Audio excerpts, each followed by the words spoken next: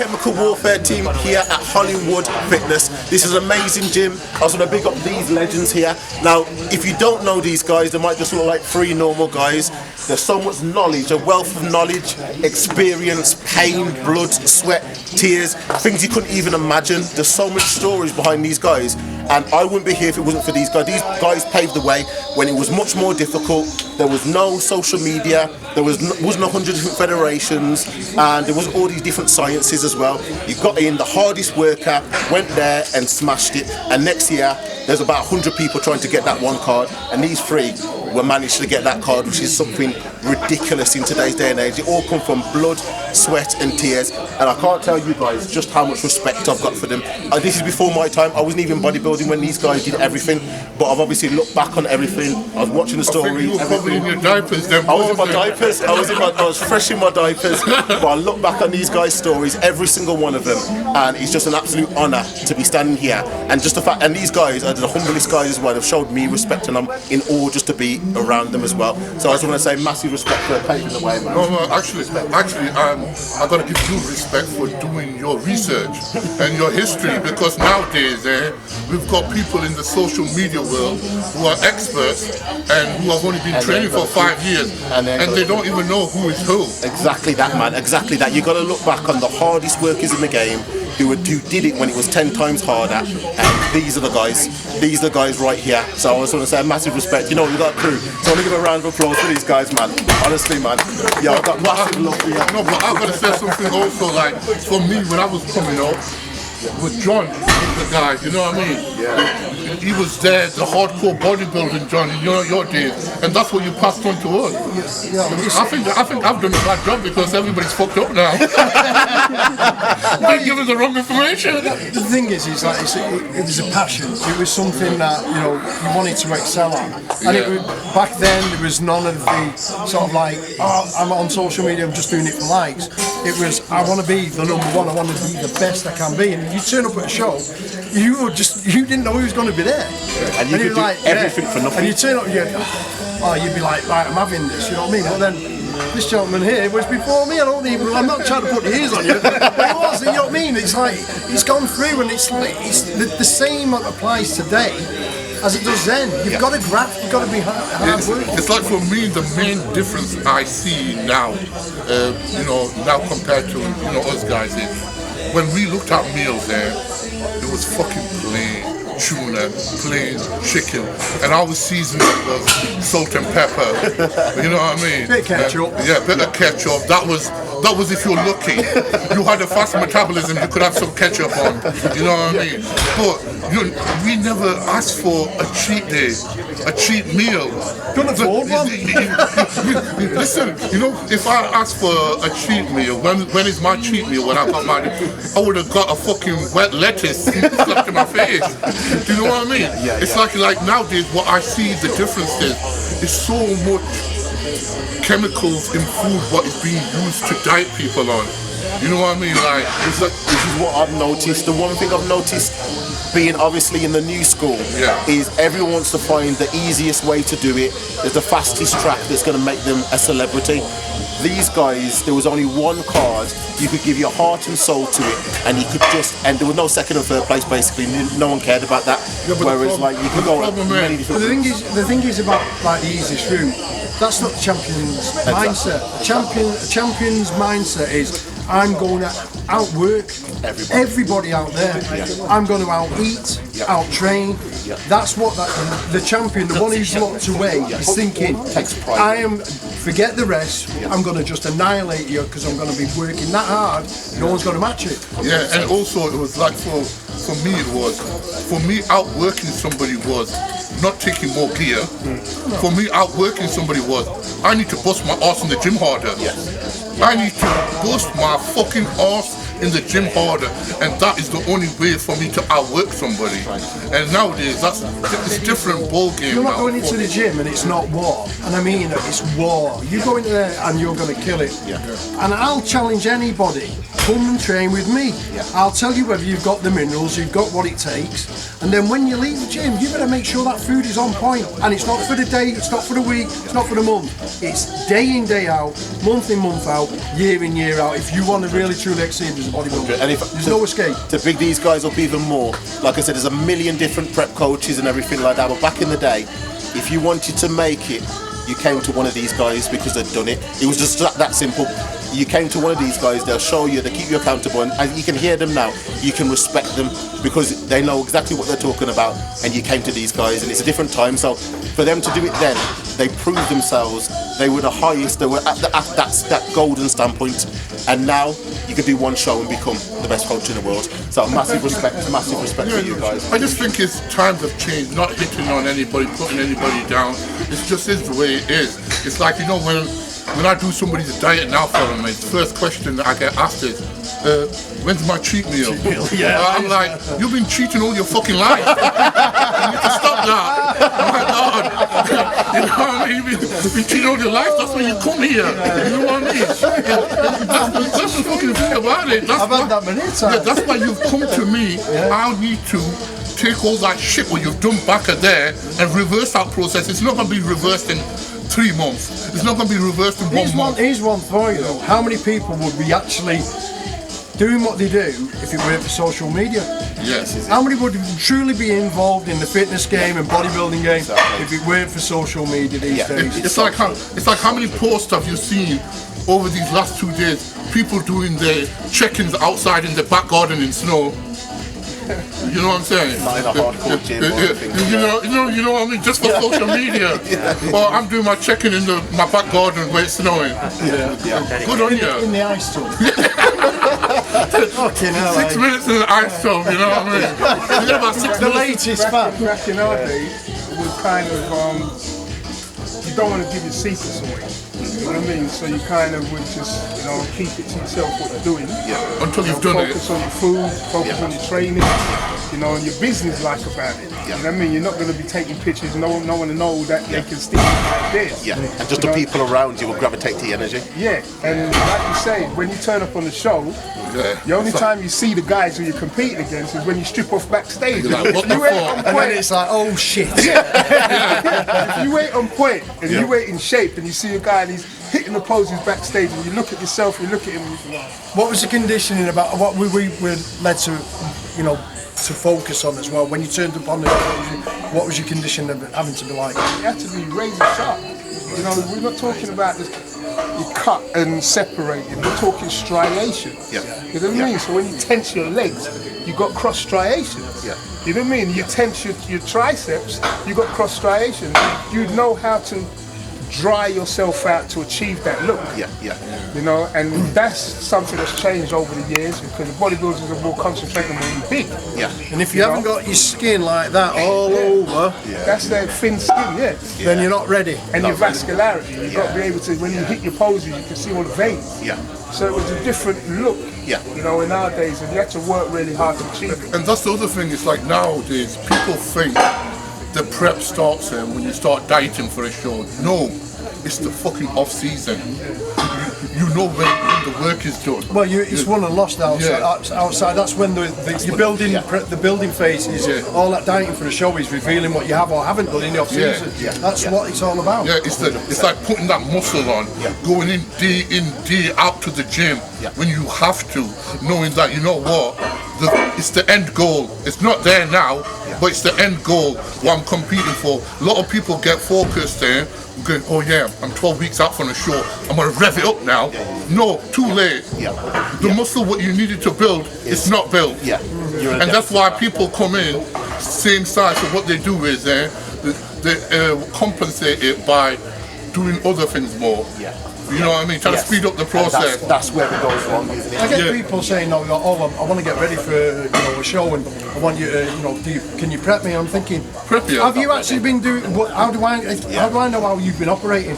What's your physique like? What you've been doing in the off season? And then if you were to help someone like that, and then you go, oh, it didn't turn out, he's crapping. It's like, hold on a minute, no, it doesn't work like that. If you're going to work with somebody, are you going to be prepared to work hard in the off season, build and build? Build that foundation. Are you training the way you should be doing? It's not just just a case of, oh, I want to do a show now. I think it's your training that kind of facilitates all the other stuff you're doing. Yeah.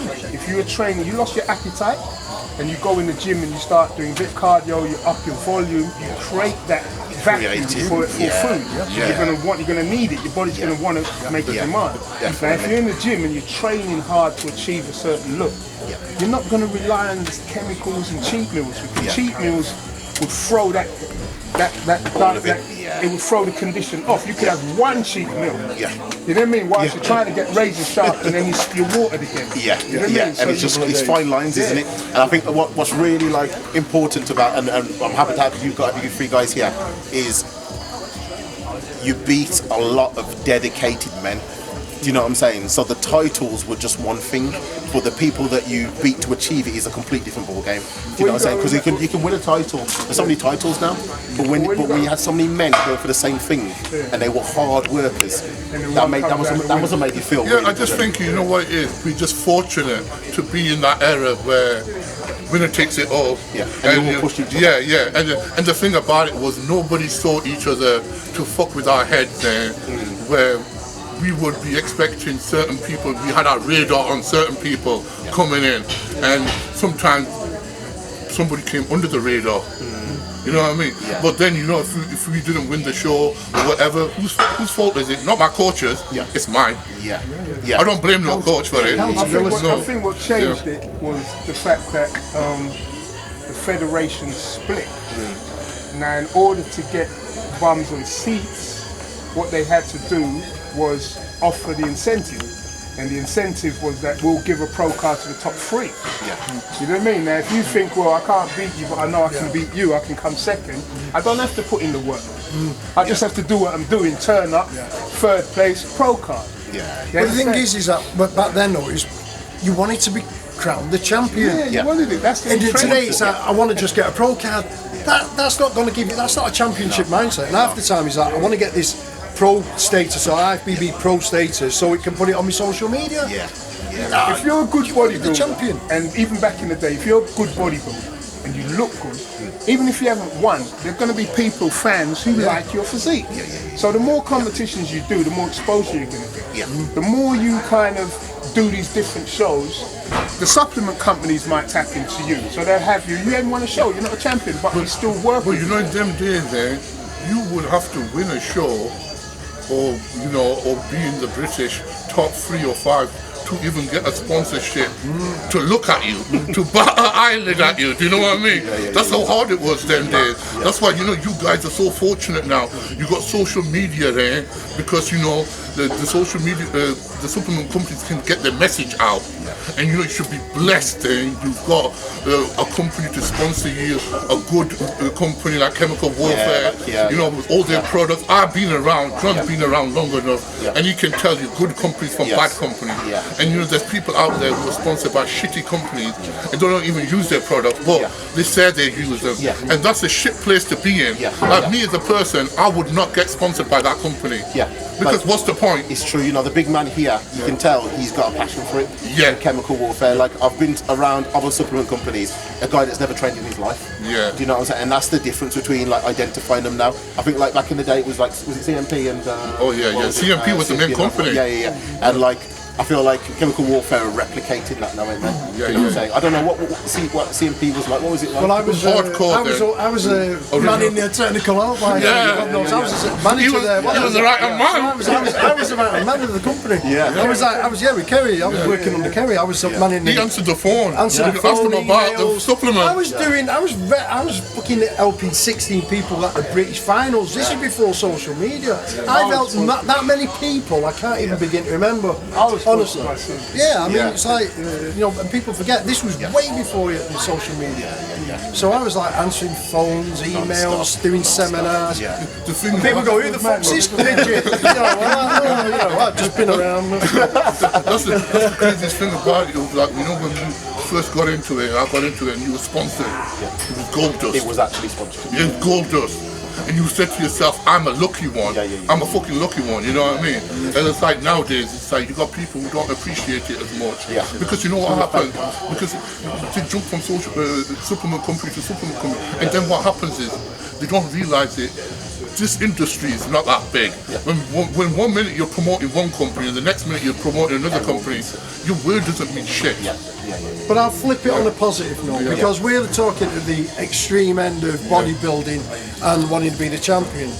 Today though, what hopefully is a good thing to look upon is that people may influence someone to just simply want to be better in themselves, improve their health, and so we're talking the extreme level, the competitive bodybuilding and competitive level. But a lot of people across the board, if you're doing it for fun, just to be a better you, then let's clap that. You know what I mean? And that's important. And I think a lot of people are that. My thing, if I speak for myself, I come from a background where, you know, you have underprivileged situations, and you can have people who look at me and say, wow, how did you get to this and how did you get out of that situation? You know, sometimes it follows you around, but I'm that person. I will talk to the person who has the problem, who needs to change their life, who's stuck in a situation, don't know how to change their life. You understand? They could be stuck in that situation because of their peers, the people around them who they just can't say no to. So, you know, sometimes it's like having a kid who doesn't, a single parent, doesn't have a father figure, and then someone comes along and can actually just push him out of that situation in the right situation. Training did that for me.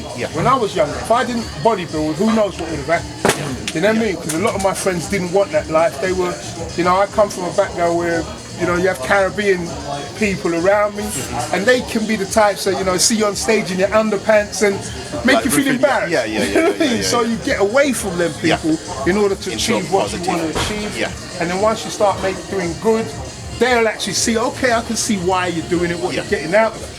So that's my thing. My thing is to try and encourage people to try and turn your life around.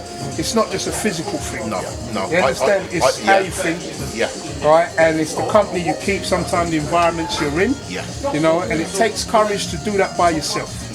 You know, and sometimes you have to. Like I learned, like, you know, for me, like, none of my friends were into what I was into growing up. They were into wheeling and dealing. They were driving nice cars, BMWs, Mercs, but they were doing the bad stuff.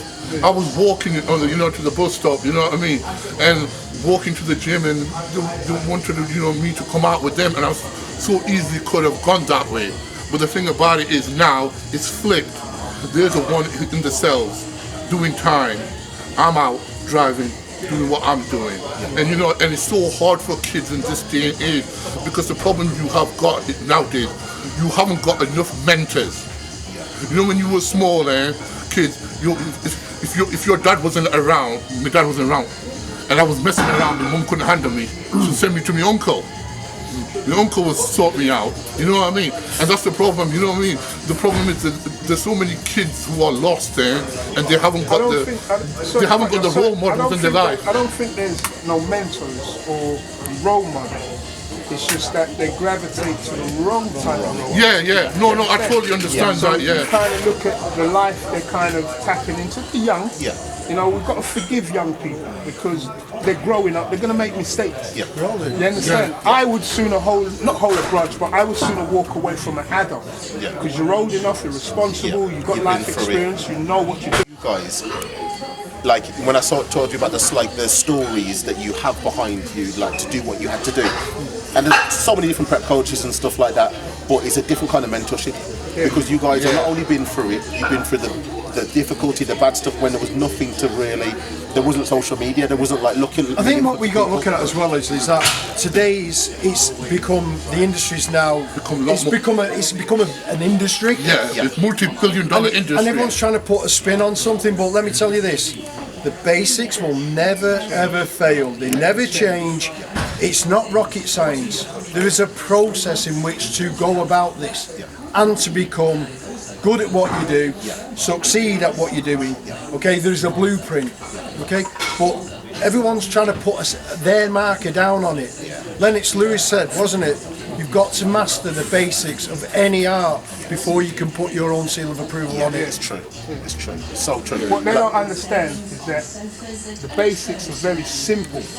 What makes it seem hard is that you have to keep doing it. Over and over. Doing the basics so simple. I think that's why mental health is on a rise now, because the mentors of today they're not changing the habits. So if someone were to spend time with any of you three guys, it's going to change the what they're mentality. doing now, the mentors are doing today, are adapting their habit, they're accommodating their habit, because they're scared to say to them, no, because they're willing to go to somebody else who will accommodate that, and that's the problem you've got.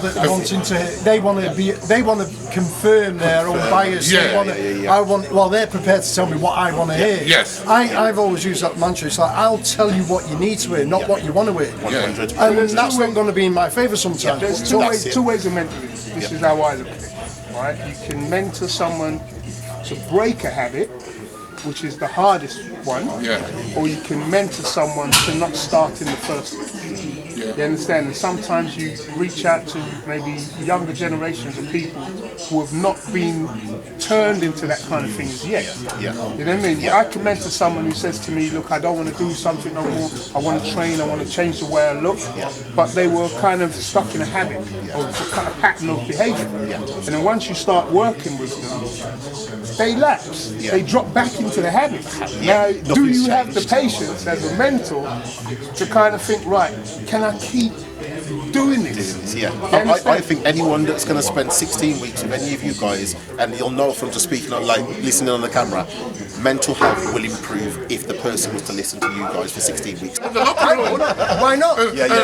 Sometimes you call it tough love. Exactly. It builds stronger, Ben. It builds stronger, Ben. If you're abusing someone and bullying them, some people say that's bullying. It's not bullying. If you were saying to me, come on, you need to do this, what are you doing? I'll give you a classic example. Wakes me up. I was training in the gym, right, with Better Bodies at the time. Kerry Kay's walked past, I'm doing pull downs, and he went, in front of everyone, he went, that's why your back's shit, you're pulling with your arms. And I went, okay, cheers. But I didn't get offended, I didn't go, well, I'm fucking going on now. I just turned around and went, appreciate that, because he said, right, you need to improve on that. He said it firmly, and everyone looked at me and I went, right, well, guess what? Stuck with me, and I went, right, I'm working on that. And I love how people look out for you like that, do you know what I'm saying? Because some people are scared to offend in case you're not a friend nowadays, whereas I guess back then it was like, I could offend anyone, even myself. But no, but my point is, it's like, this day and age, like I say, let's not pussyfoot around.